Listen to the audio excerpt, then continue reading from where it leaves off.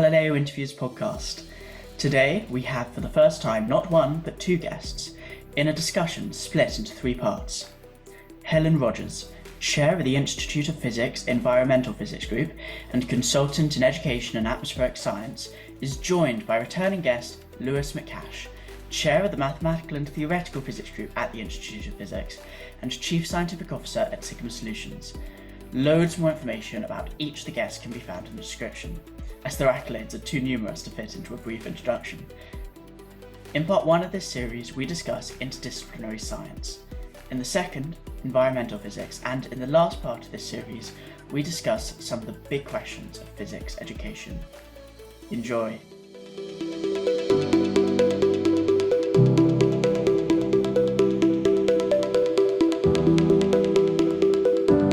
So to start the final section of this podcast with another big question, how do we get more people excited about physics?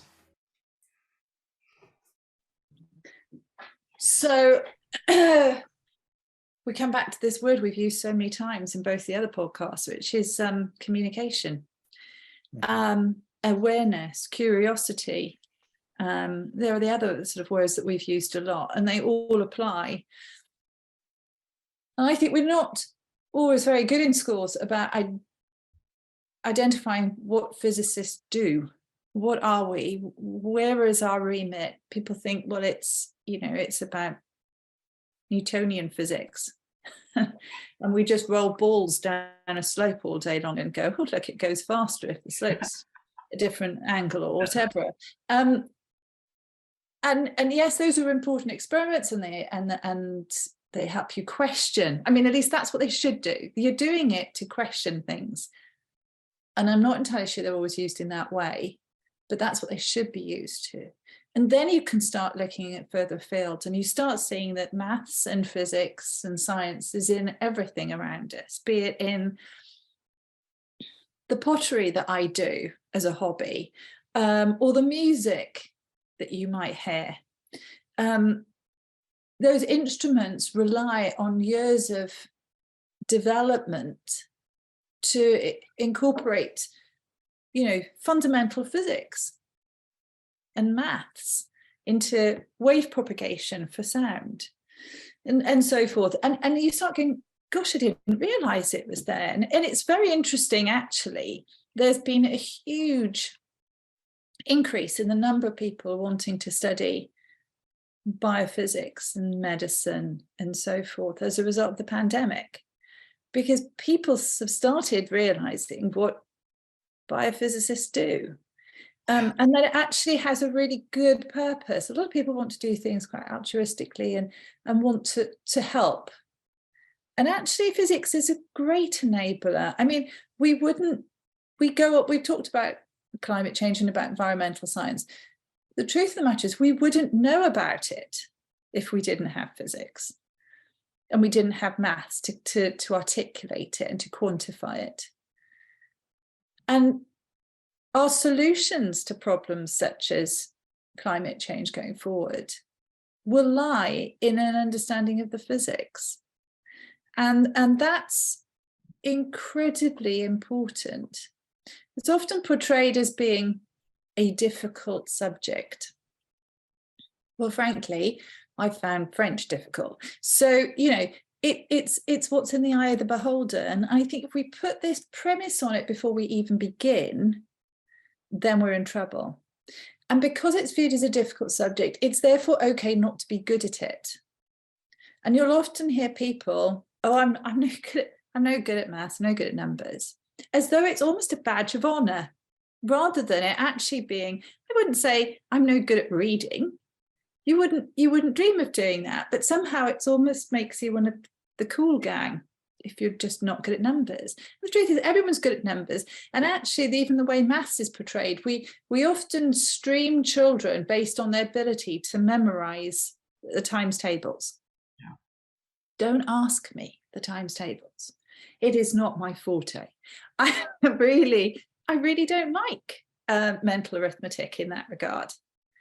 But I can do a lot of the complex maths, that is more almost philosophy driven. And I think we portray maths in a very cold way, that's simply as a tool rather than actually where it really is an enabler.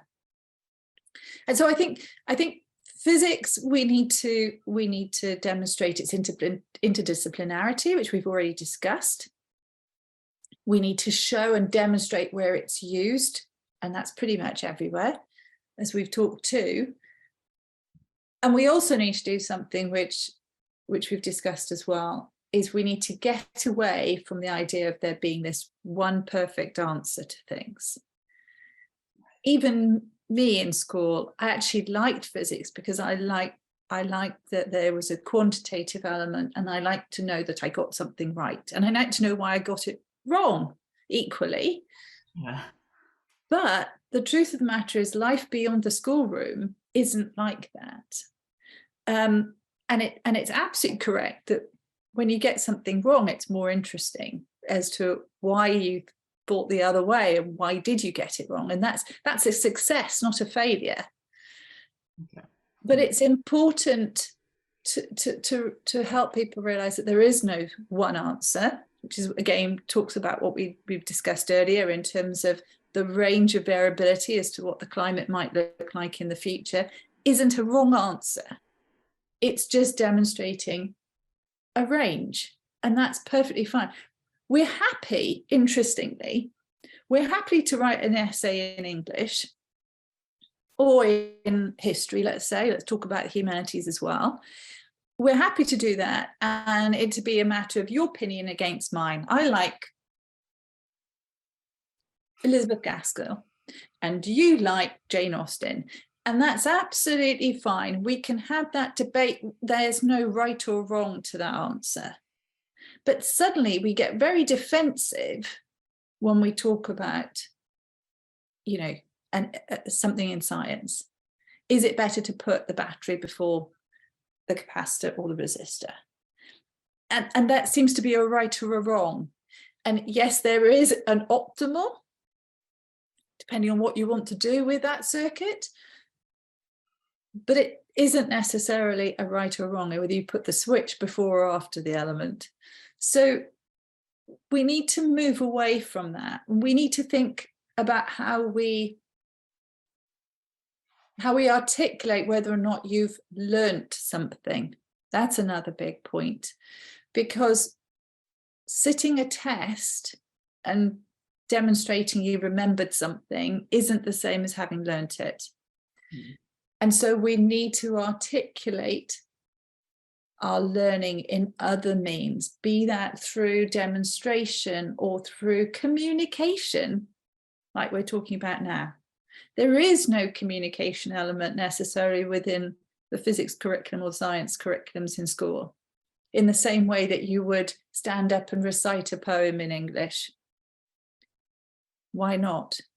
That's what science is about. It's about working with colleagues, it's about that team element, it's about communication, and it's about that curiosity we've spoken about.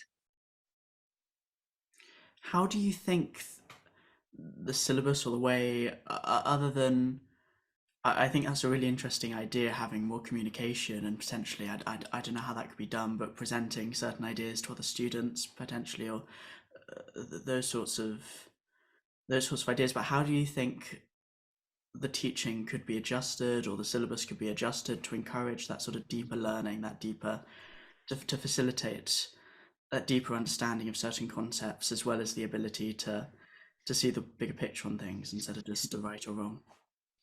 I think that part of it is that, certainly in mathematics anyway, is there's a great shortage of mathematics teachers in the UK. This isn't even going into the subset of good mathematics teachers. This is just mathematics teachers generally. And so what you tend to find is that a lot of the people that are teaching these syllabuses now actually have very, very little training themselves in those subject areas. And I was speaking to a young person yesterday who's a friend of family friends who was looking for a bit of advice and guidance and support with some of their studies, and they want to go into music production. And but they've made this big point about, you know, I want to understand how things work and why things are the way they are in the world. And I said, well, if that's the case, you're a physicist. You know what, you don't want to study music production, you want to study physics, and you want to study maths. And they said, you know, well, yeah, but when I was doing my kind of GCSE, well, National Fives, which is kind of the Scottish semi-equivalent in terms of year groups for GCSEs, they said, yeah, but, you know, when I asked my teacher how, they wouldn't know, or they didn't answer me, or they did, so it kind of put me off science. And I do think that, again, I know a little bit more about the Scottish curriculum than I do the English curriculum. However, when you speak to young people, the way in which kind of maths and physics is taught nowadays is you have a textbook, and the teacher copies from the textbook onto the board, and you copy from the board to your jotter, and then you do a series of questions. That's not teaching in my view. And actually, it's very inefficient process, because you'd as well just to give the student the textbook and say copy out the textbook, and it saves meaning to copy from the textbook to the board, then you from the board to your jotter. So I think part of it is the method in which it's taught. Also, the idea that students are taught to love the answer. So if you take, for example, you have, say, two equations and two unknowns for straight lines. And you can solve these by a method called simultaneous equations, you know, where you have one equation on top of the other, and you get the same coefficients for one of the variables, and you cancel it out, and you find out, and you substitute them out. Or you could, for example, take one of the equations, rearrange that for one of the variables, then make that substitution of the variable into your second equation. So there's two slightly different methods, okay, fundamentally doing the same thing, but two slightly different approaches that can get you, for the purpose of your qualification or that question in an exam paper, the right answer. But or you could graphically draw it. Or you could graphically draw it and find the point of it. So there's three methods, yeah? But in school, for example, it's very much, this is the method to use and this is how to do it. Now, that has a couple of ramifications, none of which I'm pleased to say, in my view, are positive. But I think the most dangerous one of that is that it teaches people from a young age that there is a right way to do things, and there is a right answer to get to, as opposed to saying, and of course, then the knock-on effect of that is, well, you have different people that learn in different ways. So, yeah, I agree with you. I think this learning by some form of rote or process is absolutely damaging. I said I'm no good at times tables. I'm not. That doesn't mean I can't work it out. But what I can do is very quickly, if I want to know 8 times something, well, I do 10 times something and then take away the amount twice. Now, I would have been taught, no, you have to do your 8 times tables. Actually, my way is mathematically correct. I've simply taken a different approach. So this idea you have to learn things by rote, that in order to convert from a fraction to a percentage, you do X, Y, and Z operations on it. Actually, why are you doing that? It's far better to understand why you're doing it than remember the process. Because if you know why you're doing it, you'll be able to recall. It's what I call going back to first principles each time. I have an appalling memory, an absolutely atrocious memory. But what I can do is work things out from that first principles approach each time. And that's what you should be teaching people, is actually why you're doing it, not just the how. And so if you know why you're doing it, you can make up your own routes to get to answers. And that's then investigation, that's research, that's all the exciting things. It's not just about remembering something like by rote. To me, multiplication is taught the same way as they teach you how to remember verbs in French. And I'm no good at French. It's about learning things from why and the process rather than by rote. So you're absolutely right there. That you know, You can come at things from different ways. And actually, you should be applauded for coming at it from different ways, not told, but I didn't want it that way. We're doing it like this in class, and that's the bottom line. That's not the way to do it. I was asked a question from someone the other day. They were stuck on a question. This was a foundation year student that happened to catch me. And there was you had an XY axis and you had a dashed line with equation y equals 3. And on this dashed line, you had a point in the negative coordinate space for a negative, it had a negative x value.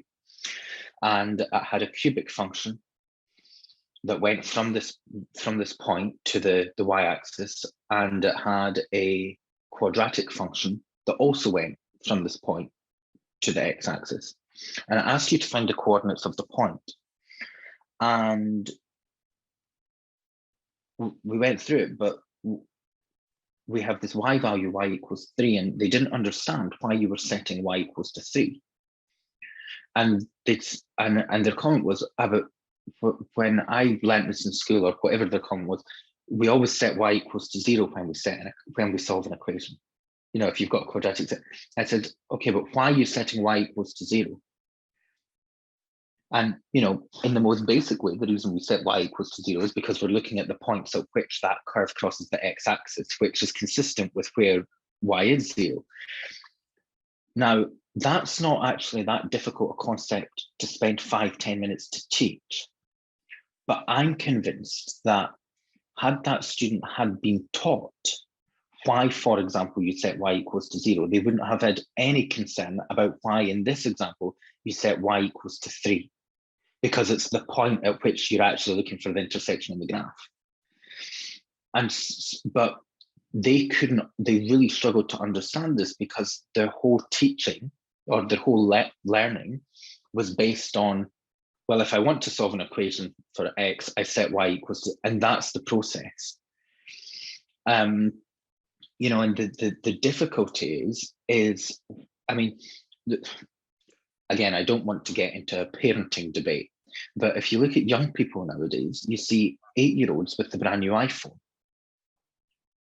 And I'm not saying that parents shouldn't treat their kids to nice things, but from a very young age, young people, I'm generalizing, I accept that, but young people by far are given things without having to work for things.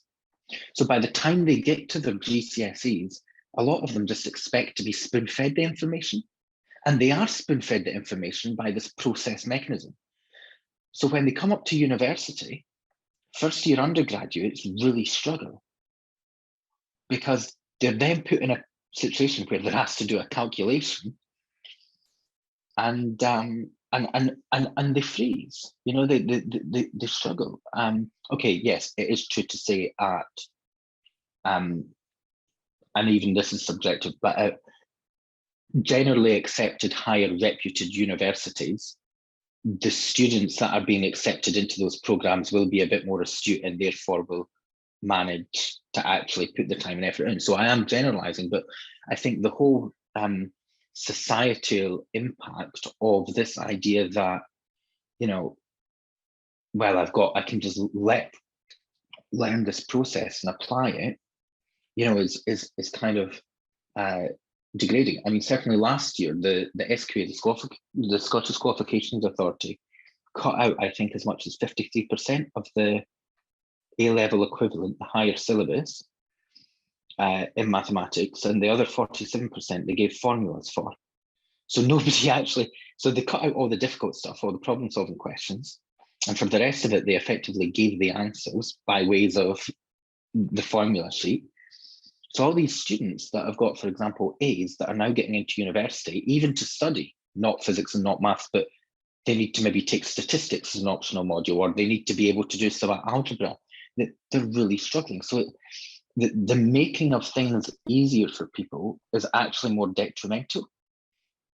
You know, and I was quite fortunate that I learned very early on that the only time success comes before work is in the dictionary. You know? Yeah, no, I'm with you. I'm with you. And it's true. Yeah, you know? I'm with you. Absolutely. You've got to work at these things. I mean, and to work at it, you need to be motivated to begin with, i.e., you have to be curious. And so it comes back full circle, doesn't it? And I think you mentioned something else that was quite interesting, which is that sort of different ways of learning. And of course, if you're teaching an entire class that one method by rote, then by its very nature, it is not going to work for everybody. And that's why when I say about knowing the why, i.e., why it should be y equals 3, we should probably use a different letter, shouldn't we, in algebra? But you need to know that why so that you can apply it to other things in the future. And if you know it, you're automatically opening up to a bigger group of people to learn from. And so I think you're encouraging more people in the class rather than those who like to learn by rote. And I'll be the first to say, I like to learn by rote. That's probably why I ended up doing okay. But I know there's loads of kids out there who don't like that approach. And so it doesn't work. And that may well be a lot of women as well who want to have a different way of learning. And so it's about opening it up to more people. Another thing that certainly I know within the UK, the English system, is there's a concern that if you put maths within a physics education, that you will automatically put off people who aren't good at maths from doing physics. In other words, you shouldn't actually utilize physics equations or anything like that, because that's got a bit of maths in. And anyone, this is ridiculous, though. But it's absolutely ridiculous for what physics really is. And so you end up then, you're also then, you're not demonstrating that maths is an inherent language within sciences. You're not demonstrating that. But you're also then just cutting off so many wonderful things. And instead you're learning physics as being a thought process and a philosophy rather than a quantitative subject. So we talked about actually not having a single answer, that's correct, but you don't actually really appreciate the inherent relationship between the two subjects. I mean, even in research, I get more excited by how I got to a result than the result I get, even if the result is, for want of a better term, correct.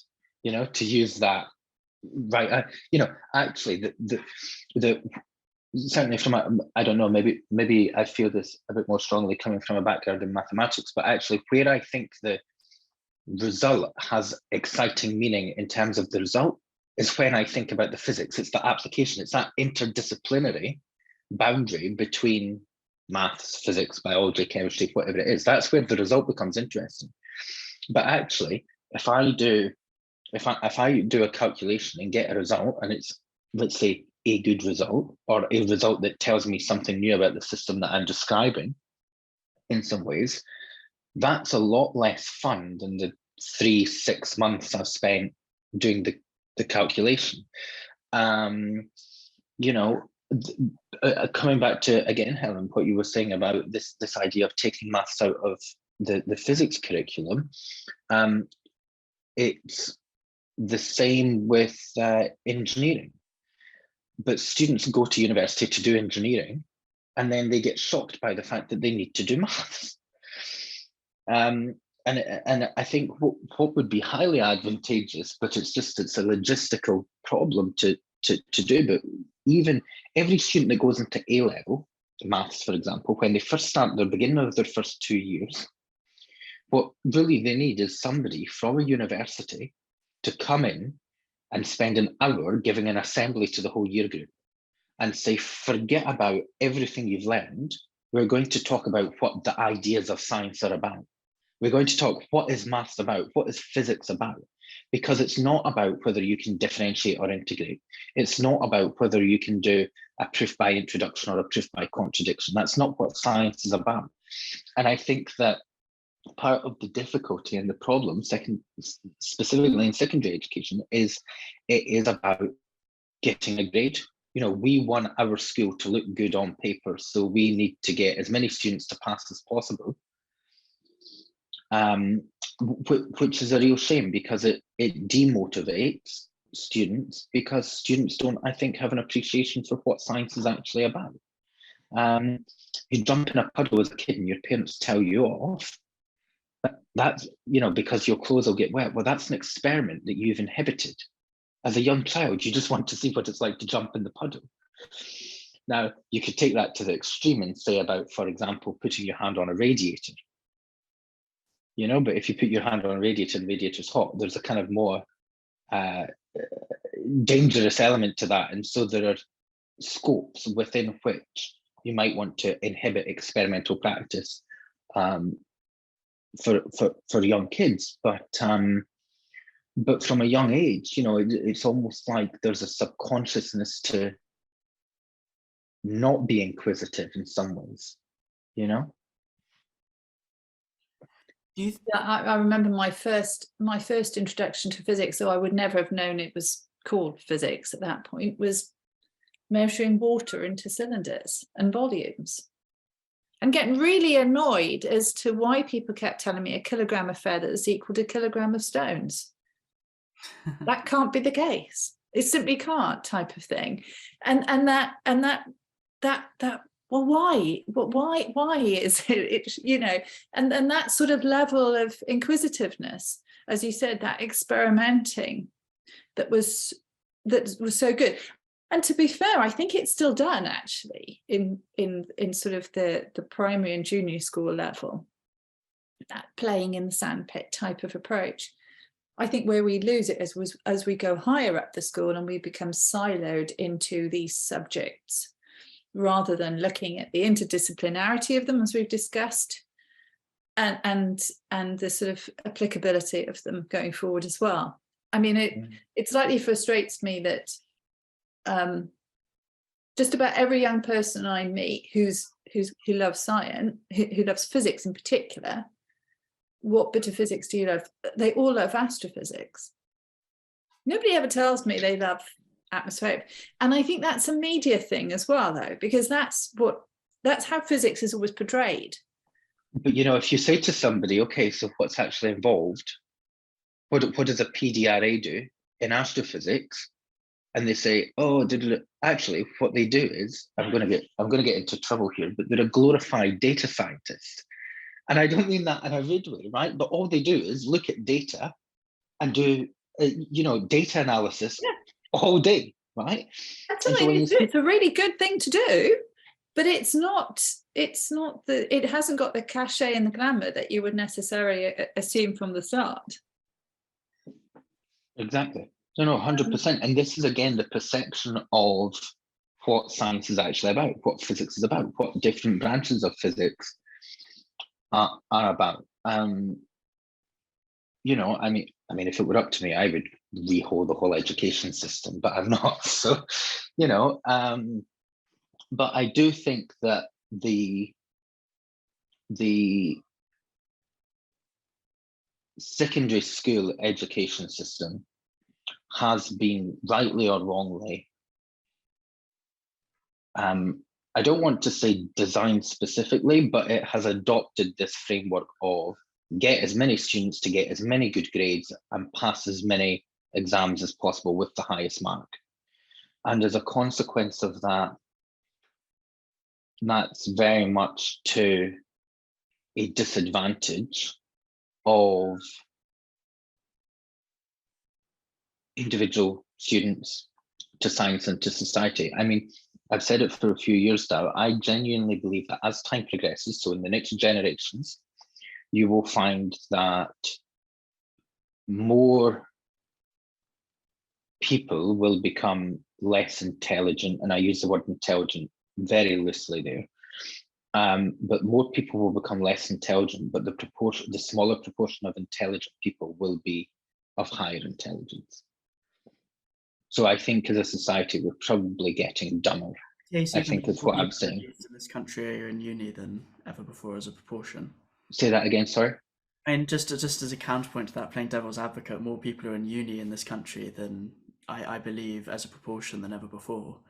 Do you not think that there's a Well, I mean, just because you go to university, yeah, I mean, just because you go to university doesn't make you intelligent. I mean, a proportion of those people, say people that go to university, will become secondary school teachers and will teach using the bad practices that we've just discussed, right?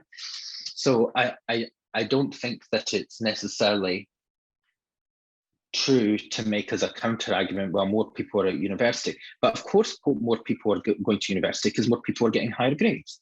And why are more people getting higher grades? Because organisations like the Scottish Qualification Authority are scrapping 53% of the course and giving you formula sheets to do the other 47% of the exam. And so, of course, more students, relatively speaking, are going to get A's, and therefore they'll meet the grades, and therefore they'll get A.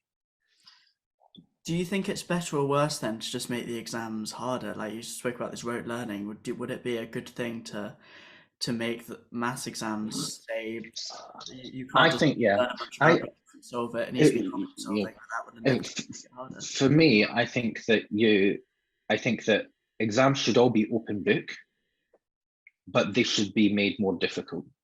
Okay. I think that people should.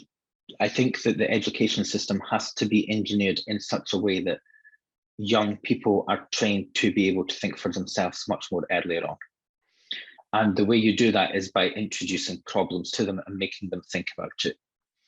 And really, in reality, if I can't remember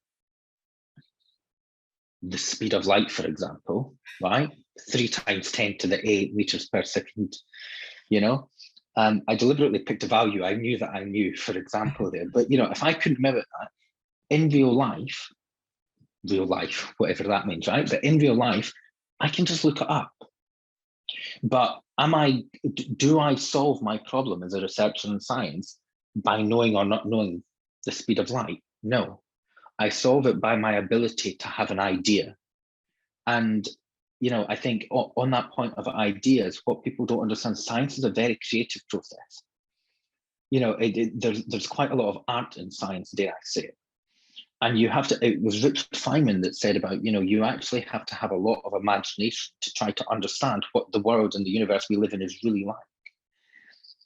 And I think that people come into it thinking that, or young people approach it thinking that it's very kind of linear and prescribed and so forth. And actually it's not like that at all, really. You made a point there as well, Casper, about, should the exams be harder? Well, of course, if they're harder for everybody, it's still an equal playing field. And I think we have to move away from this having to get 5, 6 A stars or whatever. I mean, we're having to introduce more grades at the top end, which is completely bonkers, really, as far as I can see. What actually we should be doing is just redistributing. And I think that would be a better approach. But that ultimately is still about the end point. It's about the grade at the end. And what we've been talking about throughout these series of podcasts is actually, it's not always about the answer. It's not always about the end point. It's about the journey you've been on to get there. And that's where the exciting things happen. That's where the learning actually happens. All you're doing in an exam grade is demonstrating your ability often to recall, and it's an instantaneous measure. It doesn't actually demonstrate those softer skills, that learning, and that as we've talked about, that creativity in science, even that doesn't even exist. And so what we need to be doing is rather than thinking at the end of the day, oh, we've made a group of people who've all got A stars in physics. Actually, we've made a group of people who are articulate, who can take data and actually identify whether it's a reasonable summation that somebody's come out with, to interpret and to conclude. And we need we need people who can do that rather than just a load of people who've got that instantaneous grade. Yeah. And you can see that because you can see how many people go into research. Often people in research aren't the ones who've got the firsts or the 5A stars, because actually they've got a slightly different way of thinking about things that those grades and those exams haven't captured. That's not to say you can't do well and do research, but you know, they're not necessarily the same thing. And so I think we need to be careful when talking about education. We're not just talking about that endpoint exam. And we need to make sure that what people are learning are useful skills for the future. This is about collecting tools for a toolbox, basically.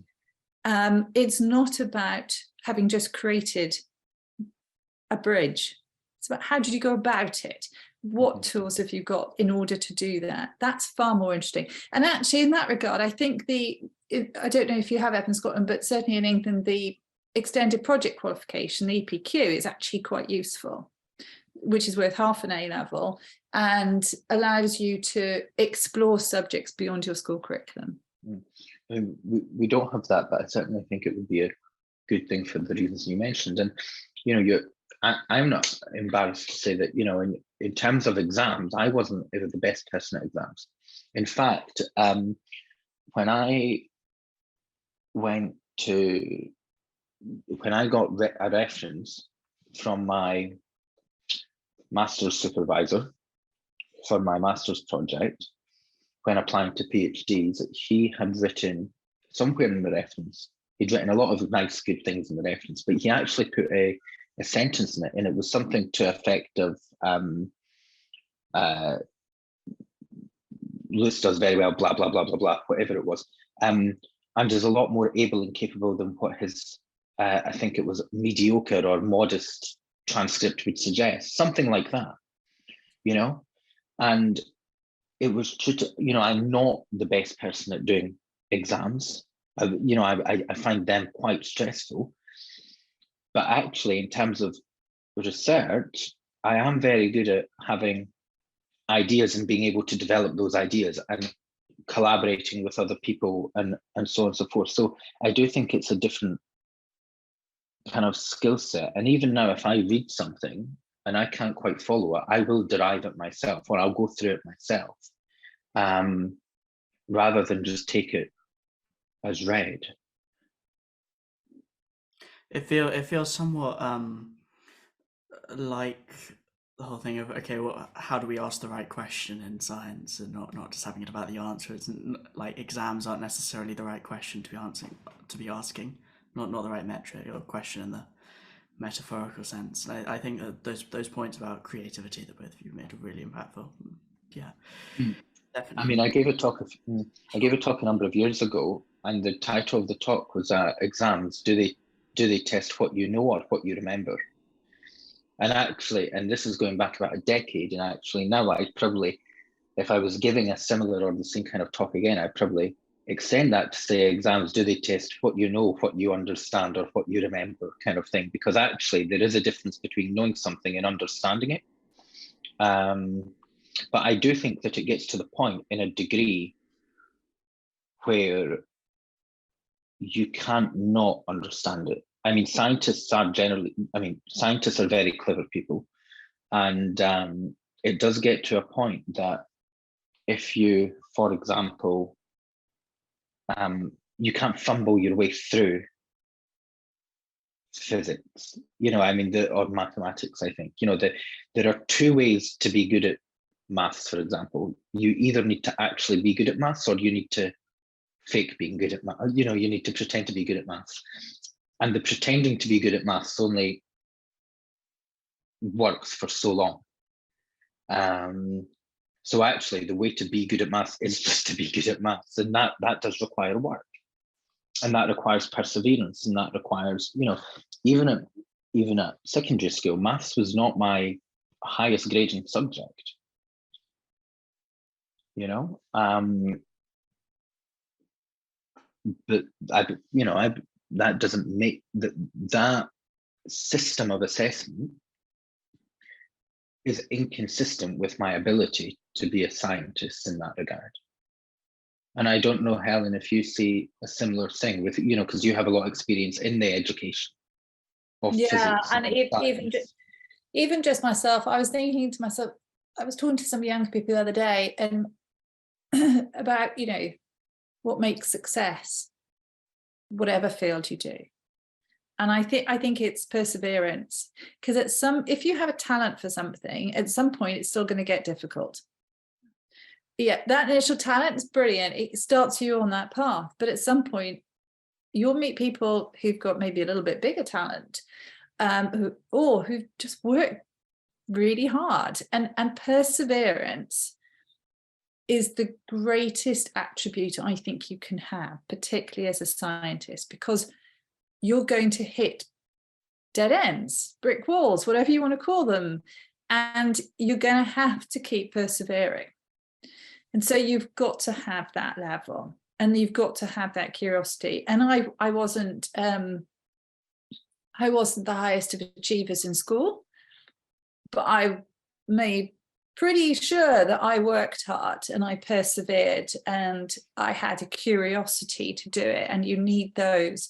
And I would hate to think that the education system may not either reward that or may actually try and remove that from our young people in the future.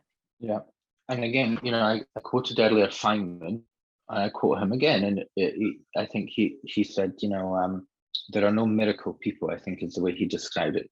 Said, I was someone that was interested and I worked hard. Yeah. And that really, I think, is you know, how do you get young people into science? How do you get young people into to physics? I think that, you know, that they need to be curious, and they need to accept that they need to work hard, and then there is the support from the system, whatever that is, in order to be able to say to people, you know, to say to young people, we'll support you. I have a family friend whose son really didn't have a good time in high school at all. Really struggled. It just wasn't the right environment for them. But they were really curious about maths and physics. And collectively with his parents, we had a discussion, and his parents took him out of school, and he's now, last week, had his 17th birthday and has just gone into his second year of an undergraduate degree in maths and physics, after having gone to university starting at 15 years old. You know, so, okay, he is also quite good, right? In terms of, you know, he can, but that's come from being curious, being hardworking, and having people around him that can support him in that curiosity and in that hard work. And I think there's not enough support in secondary schools for that, you know? No, either. I think it's a great shame, and I think unfortunately the teachers have a lot on their plate that means they're not always able to do that level of support and to help those people who have who have that curiosity. But I think we shouldn't be ashamed to say, look, it's going to be hard work, you know, but the rewards are there and we will help you get through it. And I think that's important as well, rather than it sort of somehow appearing or being sprung on them. There's nothing wrong with hard work. In actual fact, you're more likely to succeed in whatever you decide to do in the future if you have an approach that involves hard work. I think something that would be really interesting to expand upon that you mentioned briefly earlier, Helen, was encouraging more women to come into physics, for one, and more people from different backgrounds in general. I think physics, to my knowledge, is quite notorious for having a lack of diversity sometimes. And what do you think could be done to sort of promote wider groups of people to pursue that path? So really, I get asked this question an awful lot. probably because I'm a girl. And yet actually, by my very being a girl in physics, I'm probably the last person you should ask, because it clearly nothing put me off doing it. So I don't quite know. In some respects, I could play devil's advocate and say I don't know what the fuss is about. But you're absolutely right. There aren't enough women getting into science. In terms of working together and communication and collaboration, actually having diversity is incredibly important to that dialogue. Interestingly, I believe I'm right in saying that the majority of young people who do well at GCSEs in maths and sciences are actually female. And that makes sense. And actually, what simply happens is they don't carry on into the sciences. They choose to do a different subject, even though they've scored very highly in those subjects to begin with. And I wonder whether this comes back. I think there's a couple of things. I think one is peer pressure. I think girls are affected by peer pressure a lot. And if it's not seen to be the cool thing to do or whatever, my lingo even is decades out, but let's say that, it's the cool thing to do, they are affected by that. I think also that, again, this comes back to an understanding of what physicists can do and the world that's open to physicists. Because if, as I say, it typically seems in a large number of A-level students doing physics that the only form of physics you can do is astrophysics. That's the holy grail of physics to do, and that's it. Maybe particle physics a bit, everyone's heard of CERN and things like that, but predominantly those two fields. And for women, I think who often by nature want to do something that has a more humanitarian aspect to it, and I speak very generically here, I think they can't necessarily see that within a physics context. Right. But actually, if we were to highlight the biophysics, the environmental physics, the geophysics, a lot of these other elements, I think it would become a more appealing and attractive proposition to young women. And I don't think, as I was in a famous bookshop the other day, a high street bookshop, and I went up to Popular Science to see what was, on the topics. Yes, there was quite a bit about COVID at the moment, but almost all of it was quantum or astrophysics, very theoretically based, very sort of philosophical to some extent. What's wrong with quantum physics? I'm just curious. Nothing wrong with quantum physics, but I don't think it has a humanitarian appeal. Oh, I see. That's where I would disagree as a quantum physicist. But I think quantum physicists don't articulate the humanitarian appeal. No, so I mean, even just on that note, I mean, if you think about kind of ultra cold atomic systems and Bose-Einstein condensates, things that are used to cool supermagnets, and you think about going from a kind of condensate to a non-condensate when you move from absolute zero to finite temperatures, this has ramifications in things like Cooper pairing and type 2 superconductors. And well, if you think about an MRI machine, all an MRI machine is really a big superconductor, right? And so you say, but the difficulty with these kind of systems is that they work optimally at a super cold, almost absolute zero temperature regime. So if you want to, we were talking earlier about Marie Curie winning 2 Nobel Prizes in two different fields. I mean, if you really want to go out there and win Nobel Prize in every field, what you really need is a type 2 superconductor that can work at room temperature, which is what but there's kind of the theoretical description of ultra cold Bose-Einstein condensates and taking that into what we were saying about interdisciplinary. Yeah, and again, but I think here comes the communication though. as well, because I do, you know, that's simply not, and that's why, you know, biophysics has suddenly taken this upturn. You know, people now want to do biophysics because they've experienced COVID. They've understood that the savior behind the COVID was the man in the white coat, or the woman in the white coat, as it happened to be, you know, designing our vaccines. And so suddenly it becomes a lot more applied. It's a lot more visible. And that's where I think in general, if we want to open it to a bigger, diverse community, we need to be better communicators at the range of subjects and interest physics can offer. Right. That's a good So point. we've sort of come full circle, really, haven't we? As of it, coming back to that sort of interdisciplinarity, if that's a word, to encourage people from all walks of life to come into it. And there are so many options. I think in the future of this podcast, it would be really interesting to look at more of those boundaries, more of those areas where you're working with other disciplines, and exploring some really exciting things to encourage people to come in and actually, you know, commit a good portion of their lives to working on these sorts of problems. I'm going to do something which isn't common for a speaker on a podcast, but I've got a question for you, Casper, if I may, and this is it does link to what we were saying, and particularly when Helen mentioned about people being interested in astrophysics. But I can't help but notice your background.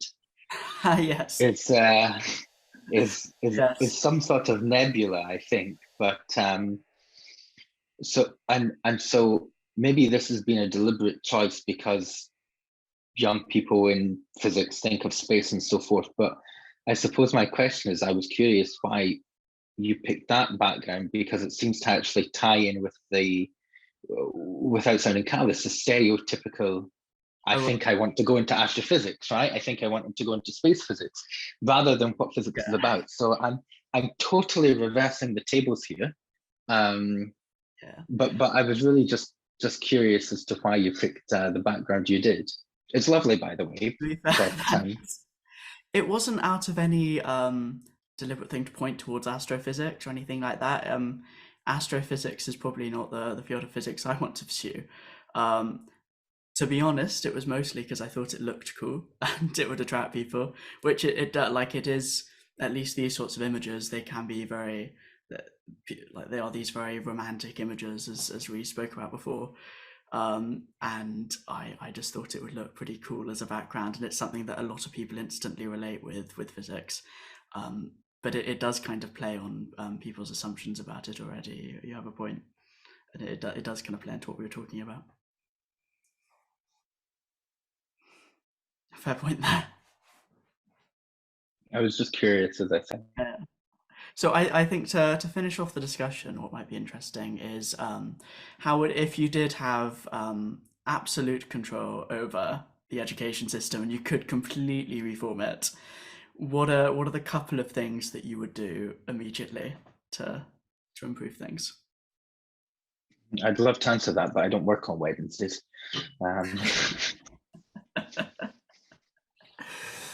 Helen? That's a good answer. Yeah. I wonder whether we almost need to look to the past as to how to learn, rather than this whole sort of premise of, you know, a teacher literally opens up your head and pours information in. That we need to look more into sort of investigative approaches to learning. It's all well, it's great. You need to have it framed. So you need to say, okay, we're going to learn about electronics this week, or electricity or something this week. But the path at which you take, I think it needs to be a sort of a blended approach within education. It needs to be coming from the students as to, you know, what their association is, what their knowledge is, what their understanding is, how quickly they can pick up on some of these topics. And put the learning basically into young people's hands as well, because actually the biggest skill you can ever give somebody is the ability to learn. That's really what you want to be able to get out of school. When you leave school at 18, you or whatever, you should know how to learn. Because if you don't, you're limited. You're limited by everything that's been up until your age 18, which I appreciate when you're 18 seems very old, but it rapidly doesn't. And so you need to give young people an ability to learn. And that can be through a variety of different means. And that doesn't mean you get rid of all sort of methods and metrics to demonstrating that you've achieved learning. But it does mean that you put a little bit more onus on the young people themselves to learn. Now, for a lot of people, that's very difficult. But you have to learn how to learn. How do you identify sources? How do you use data? And then you'd actually use a lot of the tools we've talked about. Yeah. I think we also need to, this arbitrary, you do 10 subjects until you're 16 and then you do 3 until you're 18, seems strange at best. Yeah. And I wonder whether or not there's not a sort of a different approach that you can make there. I do like the EPQ approach where you get a research project yourself and you take it forward. And I think there's a lot to be learned from doing that. And so I guess that maybe that's where I begin, is sort of learning how to learn. Awesome.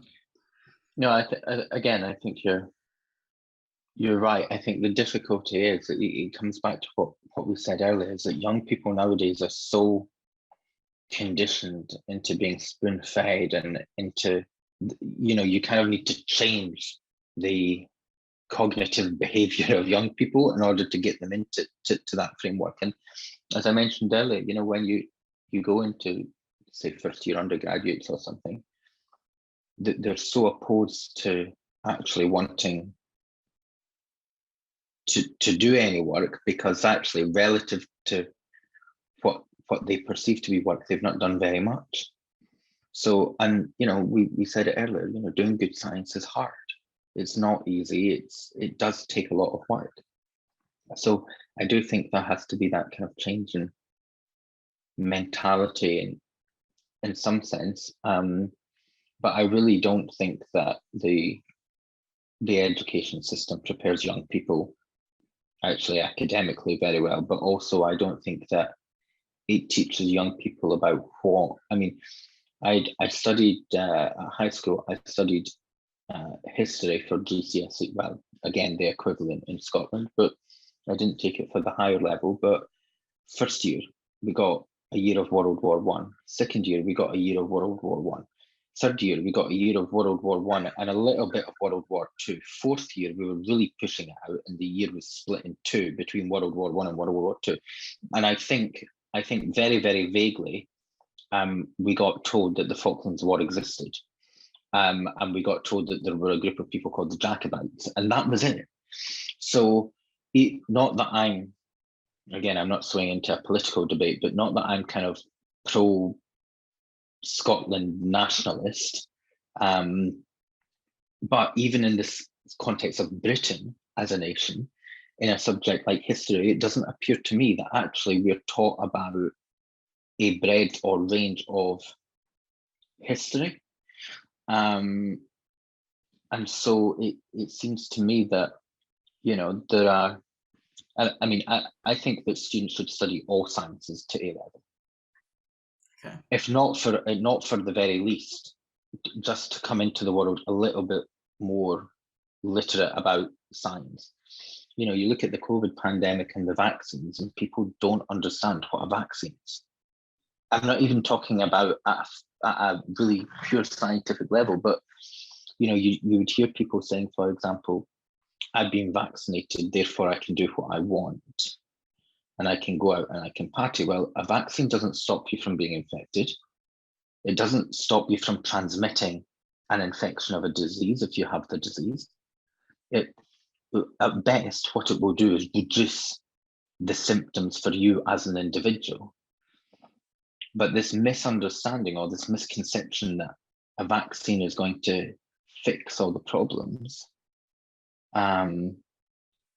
is quite a large misconception. But again, I'm not getting into a debate on, you know, COVID and whether people should have stayed at home, whether people should have gone out. I mean, that's a separate discussion. But the misunderstanding of quite fundamental but intrinsic concepts in our society, I think, is a very, very great loss to society. And I think that if people were educated maybe at a younger age to a bit more robust level of understanding, that would certainly have a more positive impact on society overall.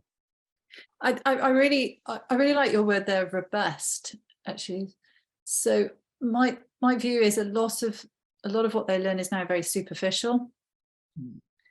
And I'm all for you learning quite a breadth. But actually, I take that back. I'm all for you knowing about a breadth, but I actually think you should learn in quite I'd rather people learn a little and well, if that makes sense, than just a vague, this ability to somehow cherry pick lots of different things. But learn something really well, and it will actually teach you other skills, that process, because you'll actually learn how to tunnel down and to work hard and to do all those things we've talked about. I think, coming back to sort of the metrics of exams, I actually think if we can think about things about the whole, as I say, learning how to learn, we also then remove a lot of the pressures that are on young people now, and a lot of the causes of sort of mental health issues. You know, the amount of pressure that is put on young people is immense, and yet it wasn't 30 or 40 years ago. There was a different approach, and I think, you know, media hasn't helped with that, and so forth. But I think if we move away from that quantitative endpoint, and instead, as I say, we look at the process of learning, I think that will help a lot of young people with mental health, anxiety, and so forth. And I think that can only be good. And I think also then it encourages people to have the other skills like communication, empathy, those softer skills that we're going to need more and more in the future going forwards. We are in the computer age, but a lot of it is actually, once the computer is programmed, what comes out is interpretation. That's what you need to do. That's what a data analysis does. In effect, is interpretation. And actually, so much of what we do is interpreting sources, for example. And that's actually where humanities are quite good. If you take something like actually the history, if you do it right, you have to interpret the source. You know, is that a reliable source? What does it have to offer me? You know, can it be trusted? Are there sort of nuances I should read into that? And in some respects, data is the same, and science data is the same. And so we need to be able to sort of analyze sources, and that's where this overlap between subject skills comes in. And I think we should focus less on subject matter and more on subject skills. And then, you know, maths then has a huge place place in that process, and I think that's really important, and we start then acknowledging it as such, rather than the sort of, well, add-on that you have to do if you want to do sciences for A-level, which is sort of how it's conceived to some extent once you've gone past the mental arithmetic approach, and instead it becomes part and parcel of what you're trying to do. That's really insightful. I think that's a good place to leave it. It's been a big discussion, but I think those last points of building on those softer skills, learning how to learn, communication, and exploring those sort of, or coming full circle to explore some of the interdisciplinary nature of science and research and lifelong learning. I think that's a good place to leave it, full circle. Thanks so much, both of you, for your time. That was brilliant. Well, thank you, Casper, for Thank allowing you. us to speak to you today and for sort of providing us with some really insightful questions. So thank you. Thank you. And have a good Christmas as well.